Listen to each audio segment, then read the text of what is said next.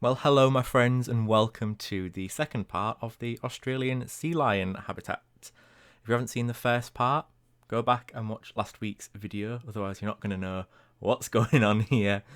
So, as you can see here, I'm lining up these plaster pieces to create the lining for the pool. So, I just want it to be a big, sort of muddy ditch what the sea lions swim in.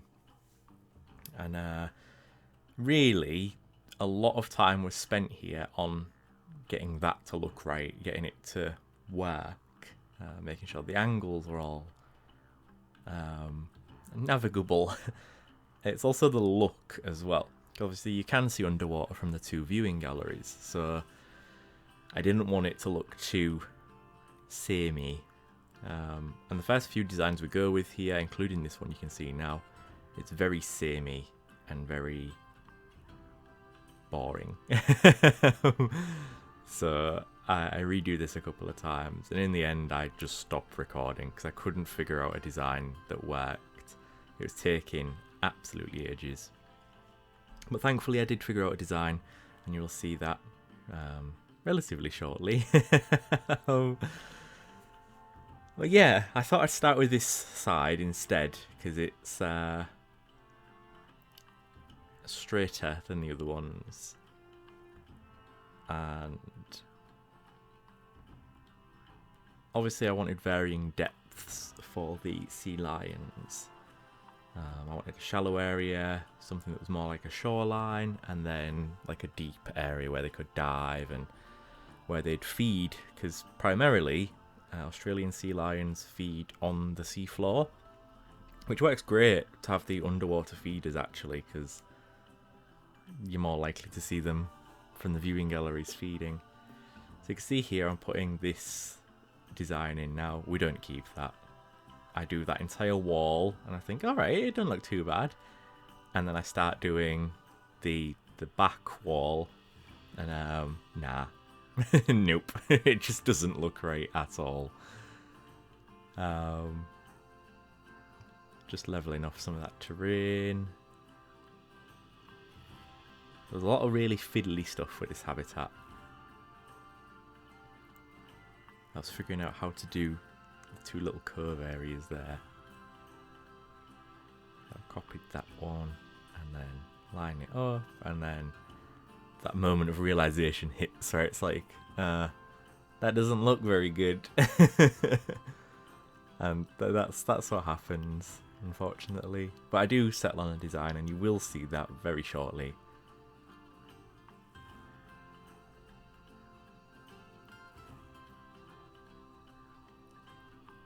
For some reason I thought leveling off the terrain would probably help. It doesn't.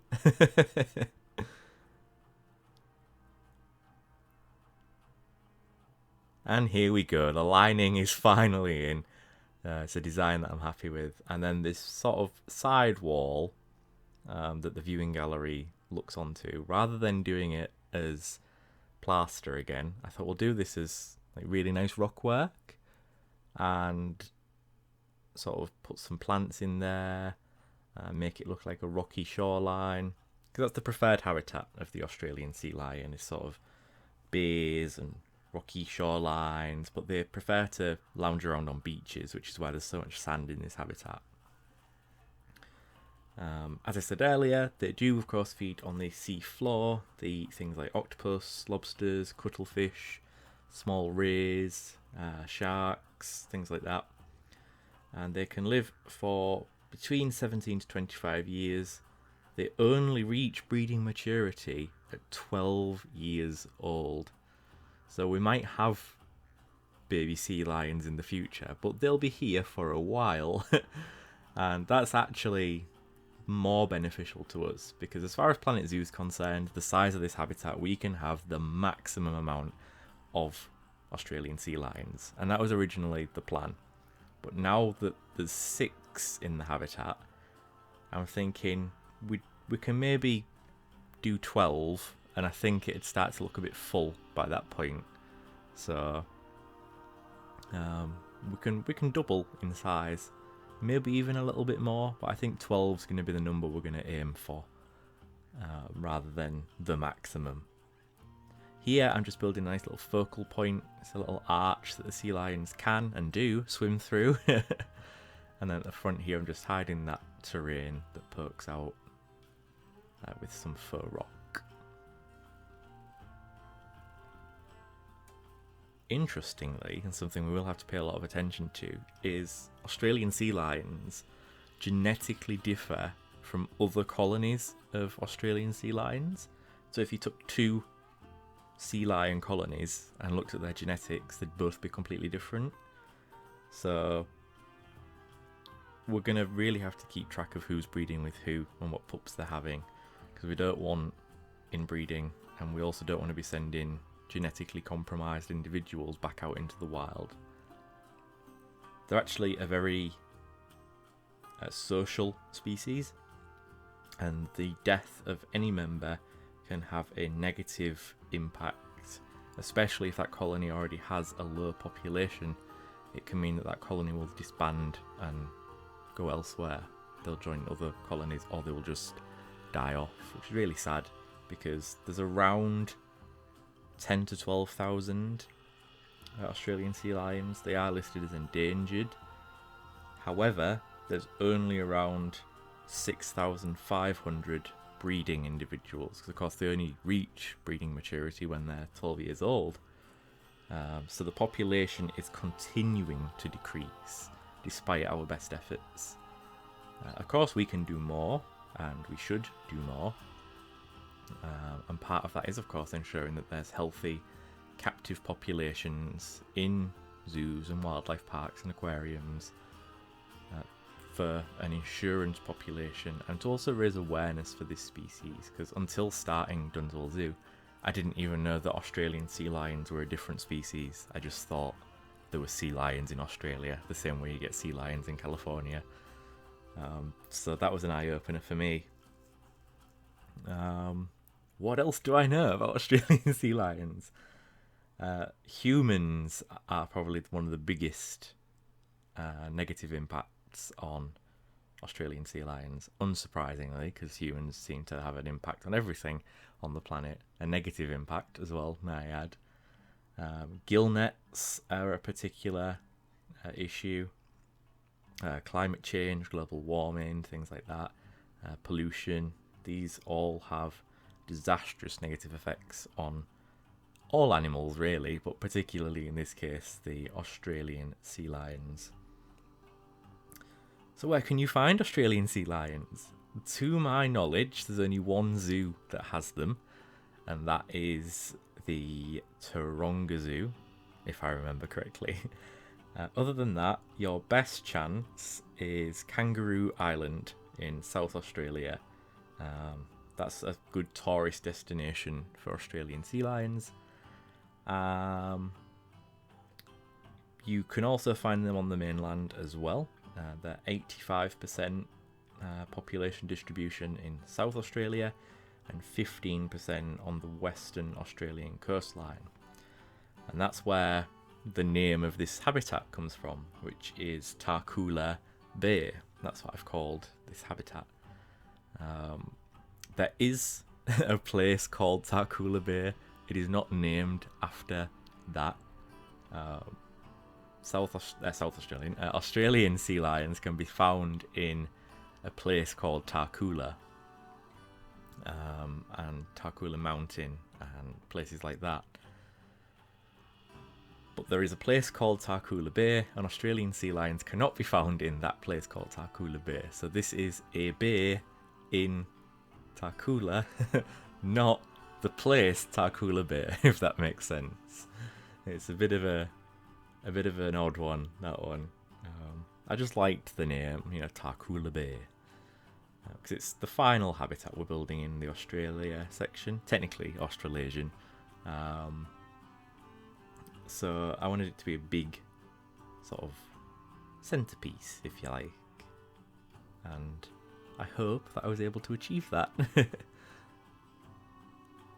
So we're now focusing on these boundary walls, and I think I go ahead here and start with the trim to cover the curb. and then a nice fence. So the plan here was for the keepers the educators doing the talks, for them to be able to throw food onto that sort of concrete structure you can see just beneath the education point. In real life that would work, but unfortunately in Planet Zoo, for some reason, it can't do it. It says food throw obstructed by water. So for some reason, it won't let the educators throw food to the sea lions. Similarly, the sea lions actually can't get on there, despite it being level with the water line. So I'm not sure what's going on there, but I've kept it because I'm not going to redesign that aspect, because underneath there is part of the underwater viewing gallery. So we'll just have to pretend. So we're now sort of leaning a bit more into the theming here, and I wanted something nautical, because of course it is a bay, it is a beach, so why not lean into the nautical aspects of that. So I go ahead and put another beam angled like so on the top. Guests can see over it, but the sea lions can't reach over it to grab any guests who are stupid enough to put their hands over the barriers.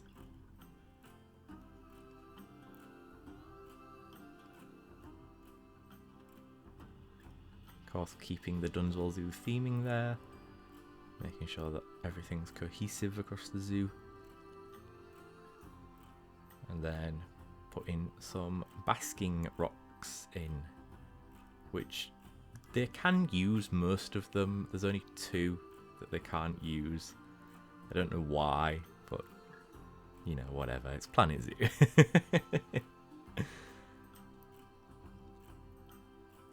So I wanted to fill this space in a little bit,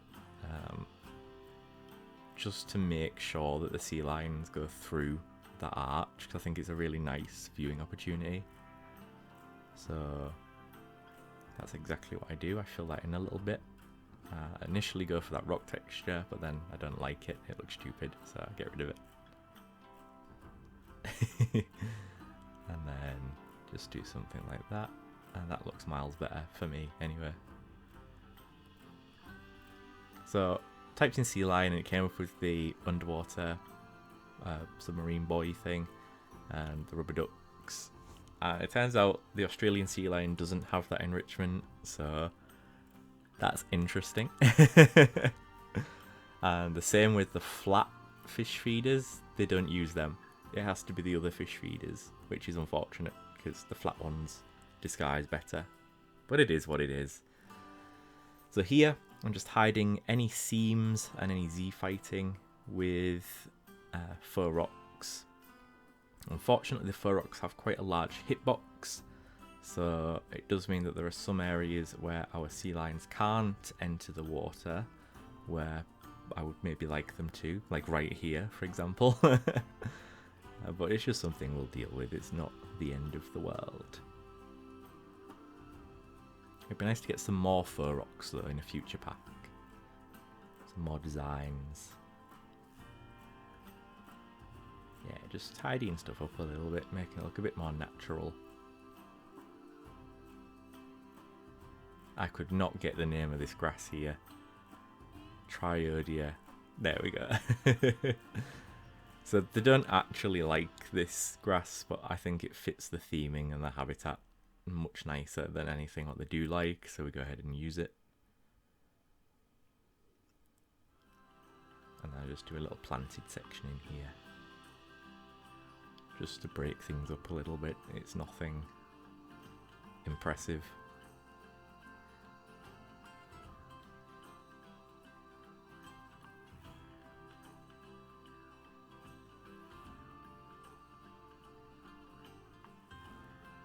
So of course, as I said in the last episode, this is based off the natural habitat that you would find Australian sea lions in, my own imagination, and Point Lobos, the Californian sea lion habitat at Yorkshire Wildlife Park, which I happened to have visited recently.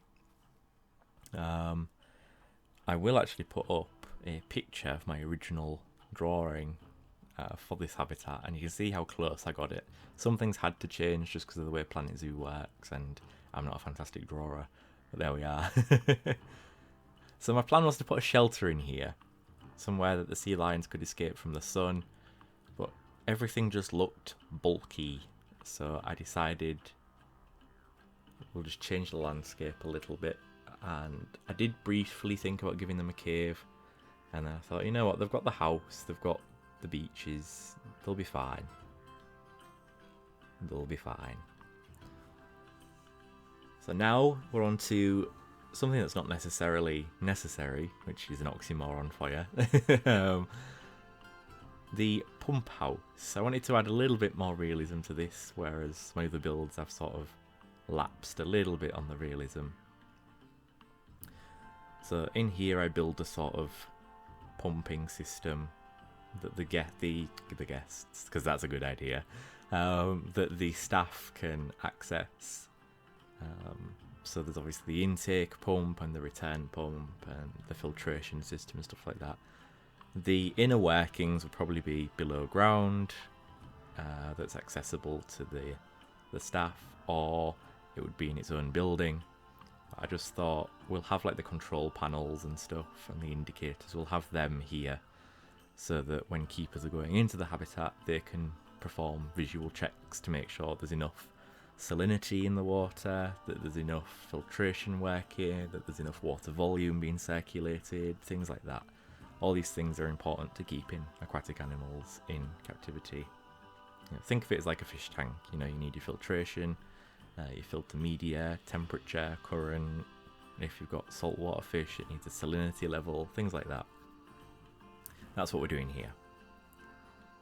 So I just sort of found different pieces and cobbled together something that looks vaguely like two things.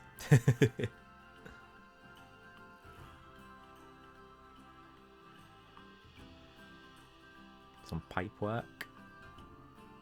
A key component to water filtration pipe work.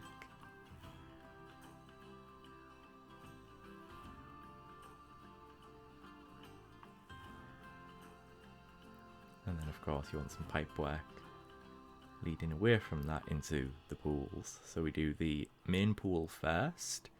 I was going to do some water effects, but I couldn't find anything that worked really. We don't have any effects that sort of look like water flowing out of a pipe. So I thought we'll just do a black hole, and I couldn't find anything that fit properly. In the end I found a solution. I might rework this at some point, but it's not high on my to-do list.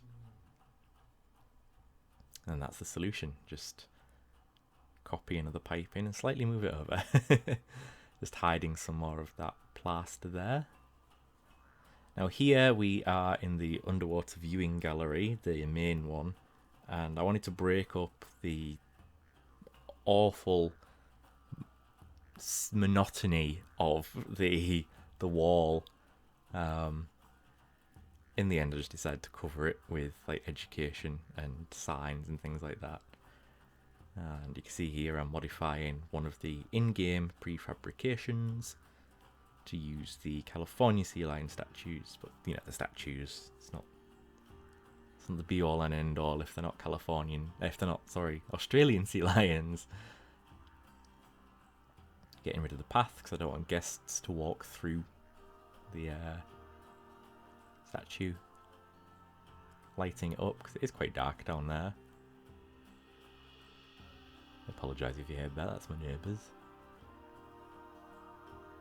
Just making it look nice and focal point-esque. We do actually turn this into a photo opportunity, so you can stand in front of the statue and get your photo taken.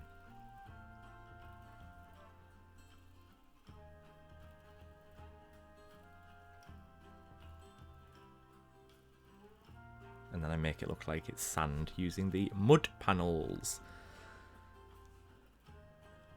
There's a tip for you if you want to have a sand-like texture but don't want actual sand from the terrain brush. Use the mud panels and recolour them to be sand-like. Like so. And then just put in the education in here. For some reason it wouldn't load that blueprint and then it worked, so I don't know what's going on there. We just wanted the frame. And then sort of move that into position. And then just adjust it. So now we're doing the underwater viewing sign, so people know where to go for that. I wanted something quite simple, and this doesn't cut it, so I end up using 2 signs. Yeah, there we go.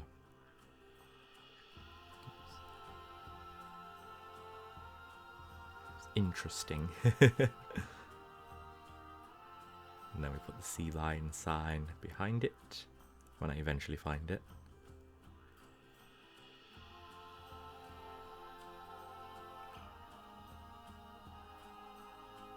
And that's what it looks like there. And then with this we go for the signs for Meet the Sea Lions, so that you can know who's who.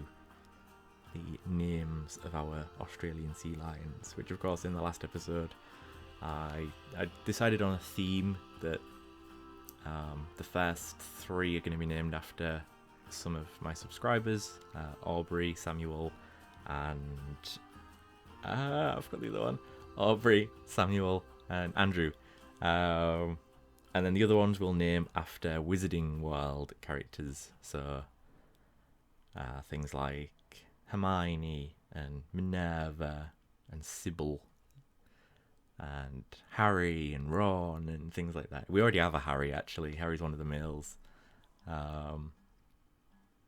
Stuff like that. So then here, I couldn't find the Australian sea lion donation billboard, despite having already made one. I need to do the Taka here as well. I couldn't find any donation bins either, so I go ahead and finagle these into position with some difficulty.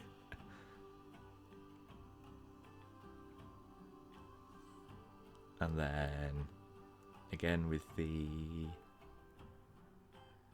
education, the habitat education.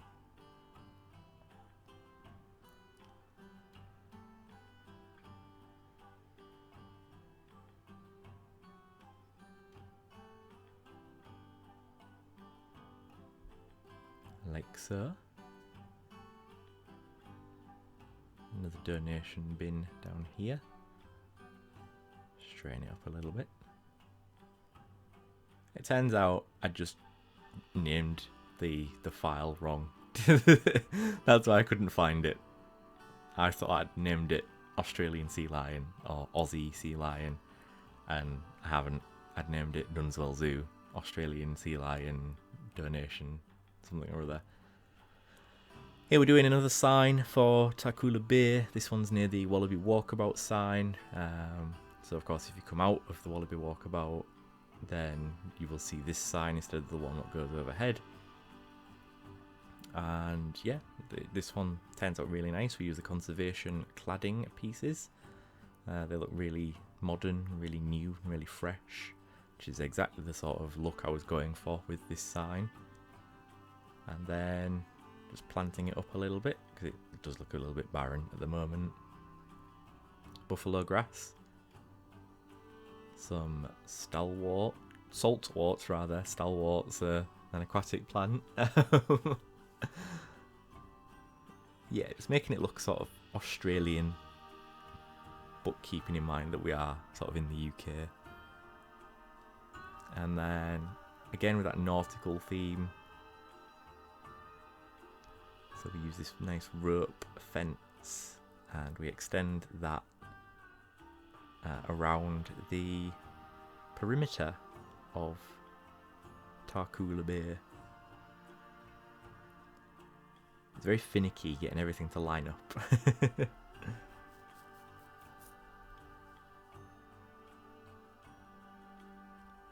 I'm really happy with what the end product looks like. There isn't actually that long left. I think it is the cinematics next. So I shall end things here. Thank you very much for watching. Please remember to hit that like button if you have indeed liked it, and subscribe to the channel. We're at 197 subscribers at the time of recording this. Just 3 more till 200. Remember to comment if you so wish to. You can follow me on Twitter and Instagram, or I suppose it's X now, and Instagram, at JW_YT. If you're interested in any of the blueprints that I've used, they're in the description for the video as well. Thank you for watching. Stay safe, stay kind, enjoy the rest of the episode, and I shall see you all for the next episode, which is the final tour. Bye-bye for now. When I say the final tour, I mean the tour of the finished Australasia section, not the final tour of Dunswell Zoo. We've still got loads more to do. Anyway, enjoy the cinematics, and bye-bye for now.